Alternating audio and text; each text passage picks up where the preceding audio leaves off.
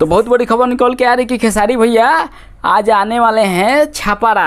ठीक है, ज्योति हवल है ना, उसमें उनका संघर्ष 2 मूवी लगने वाला है, इसीलिए खेसारी भैया आ रहे हैं छापारा।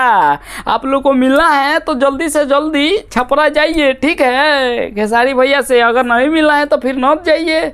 एक बात और कहना चाहते हैं, खेसारी भैया आ रहे हैं इसलिए कि आप लोग को कोई दिक्कत ना हो, वहाँ पे हर चीज़ का व्यवस्था है। अगर हॉल में उनका मूवी देख रहे हैं या गर्मी हो रहा है तो दही माठा का इंतजाम किया गया है। मजाक नहीं, ये खेसारी भैया बोले हैं, आप लोग को मजाक लग रहा है तो लीजिए सुनिए। कल मैं बीना हॉल में आ रहा हूँ और छपरा भी आ रहा हूँ ज्योति सिनेमा में।